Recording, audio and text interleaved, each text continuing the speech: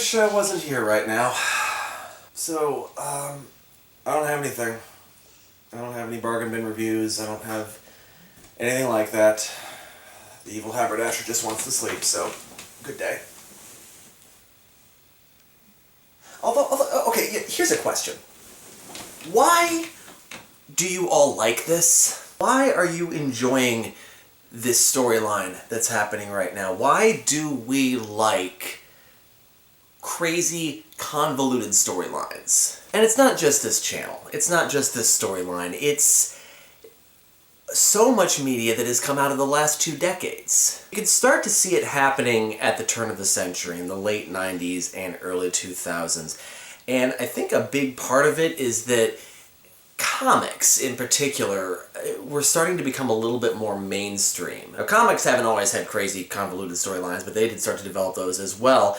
And a lot of people drew inspiration from that, especially in the late 90s and early 2000s. But you can see this with long-term franchises like Star Trek. Star Trek, the original series in the 60s, was pretty straightforward. There was obviously a detailed world there, but the plots were pretty simple. All the episodes were pretty self-contained, the characters were straightforward. There wasn't anything that you would really call convoluted about anything in Star Trek. Same is true for the movies. Yeah, we had continuing storylines across a few of them, but nothing that you would really call convoluted. Next Gen started to use recurring elements in their stories across episodes, but again, nothing really terribly complicated and nothing that you couldn't easily learn just by watching an episode. DS9 is when things started to shift a little bit for Star Trek and they started to take on more of a serial format as opposed to an episodic format. And by the last season especially, you basically had to be watching every episode in order to really understand what was going on. Voyager kind of split the difference between Next Gen and DS9, and then came Enterprise. Oh, Enterprise.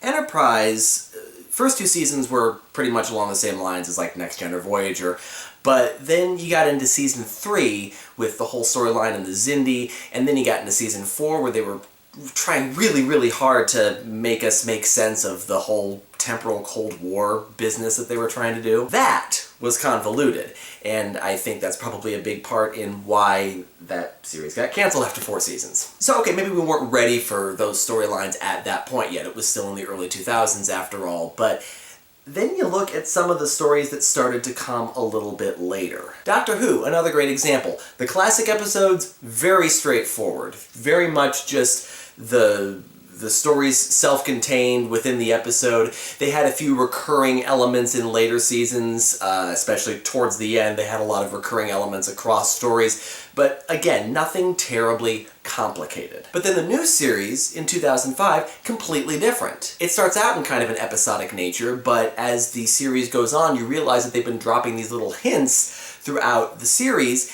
and then by the end of it, it all comes together in this kind of involved plot. And as Russell T Davies left and Stephen Moffat took over, it became even more complicated, to the detriment of the show in a lot of ways. It's actually kind of reminiscent of Buffy the Vampire Slayer, which was late 90s, early 2000s. So right in that sweet spot for the beginning of this, but Buffy was amazingly popular, and the way that it was set up is that each season was, again, started out in kind of an episodic nature, but then the episodes started to build into a larger story and became more and more complicated and convoluted as the series went on. Another turn-of-the-century story that made great use of this was the Harry Potter series. Harry Potter, as we all know, made great use of the mystery format, where they would drop clues throughout the books, and then they would all come together at the end. Each individual book was built like that, and the series as a whole was also built like that. Another show in the early 2000s that made great use of this was Heroes. Now, ignore the later seasons of Heroes and just fixate on the first season of Heroes. Tim Crane didn't think there was going to be any more beyond the first season. He thought that the first season was going to be it, that it was going to be such a niche thing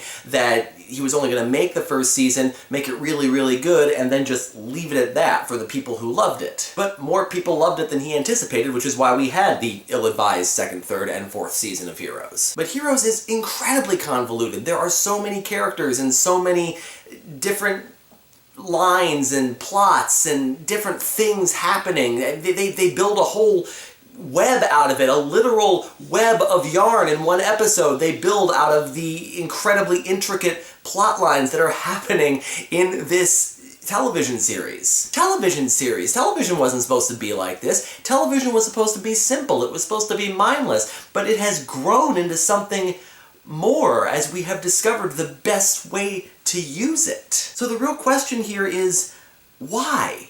Why do we like these stories? They're not necessarily good stories all the time. They don't always fit together very well. But what is it about them that continues to draw us to them? Well, I think it kind of boils down to three basic things. First, and this is probably going to sound a little bit cynical because it kind of is, but these stories make us feel smart. If we understand what's going on, then we feel smart for understanding what's going on, even if the author or creator is kind of leading us in that direction. And if we don't understand what's going on, then either we're going to abandon it completely, as happened with shows like Enterprise, or we just feel smarter for having watched this thing. Something about watching really intricate plot lines come together makes us feel smart, even if we're not necessarily the ones who are figuring it out. Second, I think the complexity of these stories, at least to us, in a way kind of resembles real life. Real life isn't as simple as it appears in sitcoms or rom-coms or any coms. It's more complicated than that. There are lots of people living their own complex lives. There are lots of complicated things happening, and the real world is incredibly complex. And by looking at a fictional world that is also very complex, it makes it feel a little bit more real. I mean, obviously things don't fit together as neatly in the real world, but we're willing to overlook that for the sake of the complexity of the story. But I think there's one more really big reason, and probably the ultimate reason why we like these stories. We are kind of hardwired to solve problems. We love a mystery. We love watching these puzzle pieces come together in a story. Again, even if we're not the ones necessarily solving the mystery, we enjoy looking at the solution, looking how things come together and thinking, oh yeah, why didn't I think of that? That's essentially what the Harry Potter series is. It's a big mystery, and I think that's part of the reason why it was so popular. So if we've always been hardwired to love mysteries and to solve problems, then why is it that these super convoluted storylines are only just now seeming to become popular? Well, the influence of the internet can't be discounted here. The internet it gives us an opportunity to get together and to talk about these things in a much broader format than we had before. With Sherlock Holmes mysteries and things like that, you're basically just solving the mystery yourself. But with something like Harry Potter, where there was a large amount of space between releases, you can get together with people all over the world and solve the mystery together. We're also hardwired to kind of come together to solve these problems, and the internet really gives us an opportunity to do that, especially with shows like Heroes, which had a huge online community, with shows like Star Trek, which also has a huge online community, although it was still pretty young during Enterprise, and of course with Harry Potter. And I think because of that, these stories can be more complicated. These worlds can be more complicated because even if you don't fully understand something, there's probably somebody online who does. And you can go on there and you can look up things on Wikipedia or on Reddit or on some other fan site and try to figure out what exactly is going on and do it together. So really, the internet has kind of opened the door to these hugely convoluted storylines because we are growing, I think, smarter as a society, and so we are able to better understand these stories, and we have better opportunities than ever before to really come together and solve problems, even if they're only fictional problems. And now you've got things like the Marvel Cinematic Universe, which has a story crossing different movies rather than different television episodes. And then you've got things like the Pixar theory, where people are just creating their own incredibly convoluted worlds out of basically nothing. It's actually kind of fascinating. Do I actually care about something? I vaguely remember this feeling. So, yeah, by all means, continue watching this incredibly convoluted storyline. If there's something that you don't understand, there might be someone in the comments who does, and there's also a Tumblr page that gets updated sporadically about what's going on, although that might make you more confused. So yeah. You know, I think I can do this. I think I can do videos besides bargain bin reviews. I can talk about this sort of thing. Let me know what you think about me talking about this sort of thing every so often. And also be sure to let me know if there are any other stories with convoluted storylines that you really like, and if there are any other reasons for why we like these things that I didn't cover in this video. And I think I might get back to making more videos than I was before. Although I think I'm gonna probably stay here to do it. I like it better here than on the sofa.